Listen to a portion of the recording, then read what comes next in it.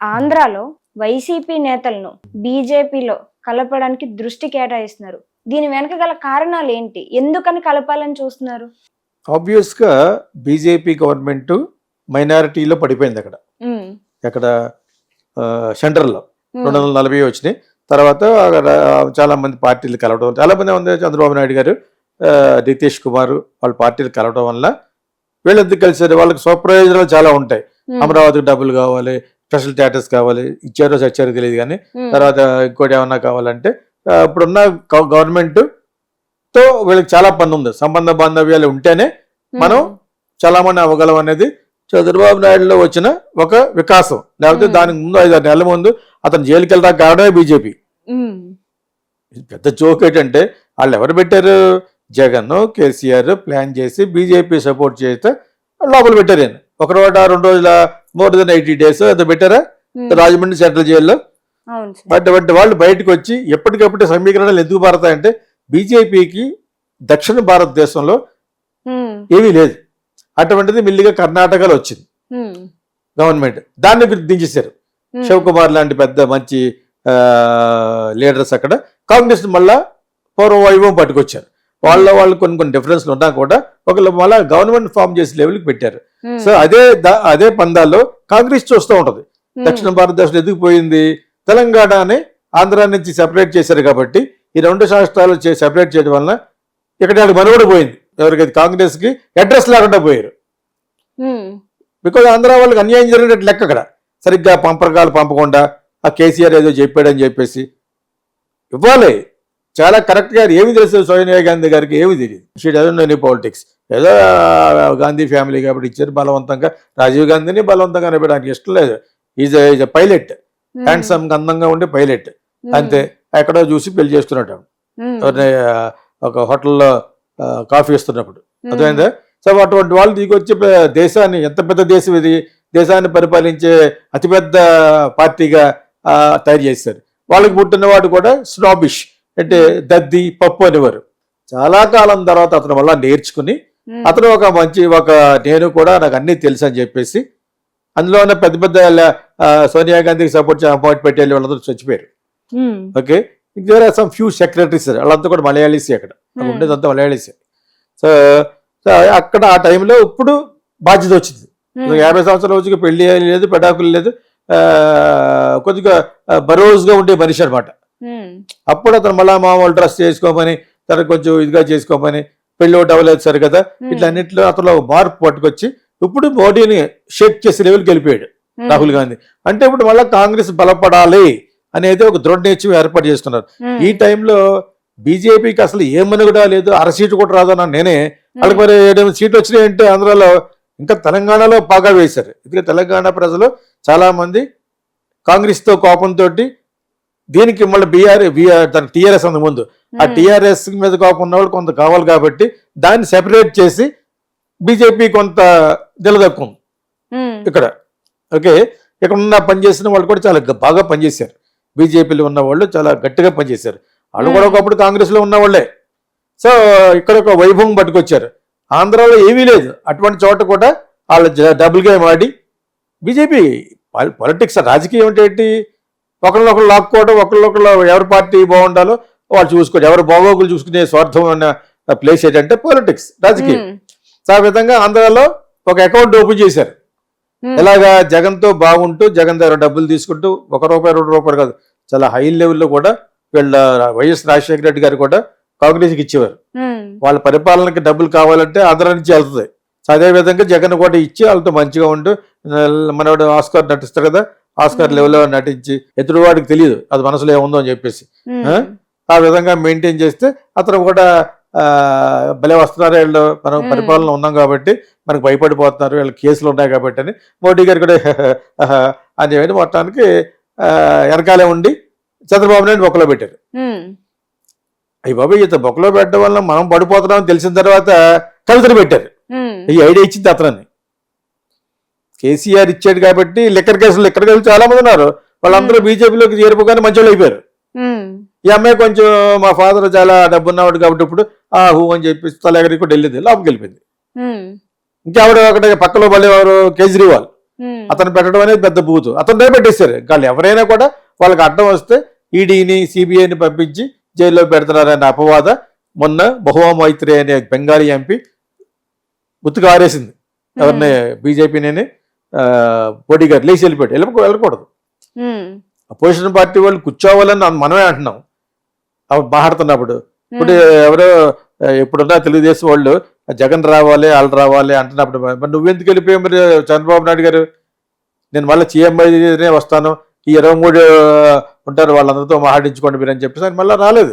నీకు ఒక న్యాయం ఉన్నా వాళ్ళకున్నా డబుల్ స్టాండర్డ్ అంటుందని జగన్ ఒక న్యాయం ఉన్నా అది జగన్ కూడా అలా బిహేవ్ చేశారు తర్వాత.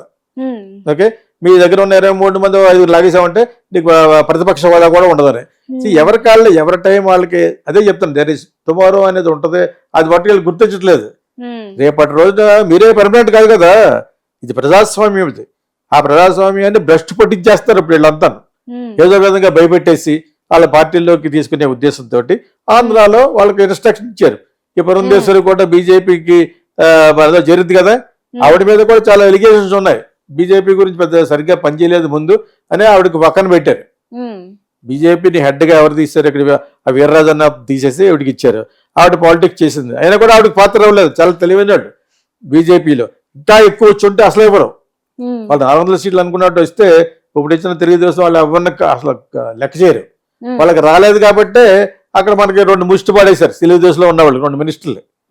అదేవిధంగా సౌత్ ఇండియా అంటే ఎప్పుడు కూడా డిఫరెంట్ గా చూసేవాళ్ళే అక్కడ ఉన్నవాళ్ళు.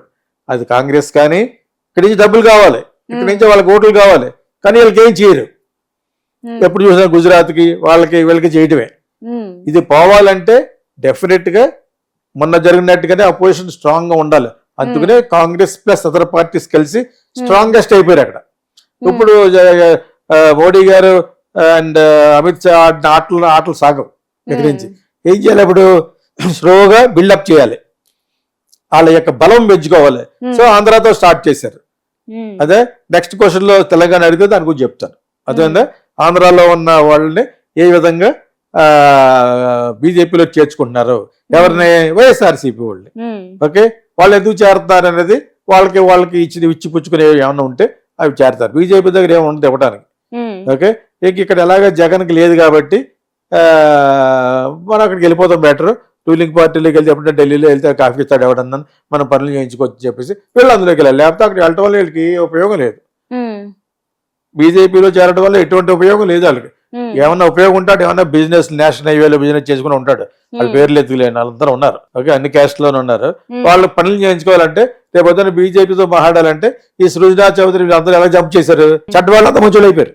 బీజేపీలోకి వెళ్ళిన వెంటనే అదేదో పులచాప జోగు ఉంటుంది, పులస వస్తూ ఉంటుందట.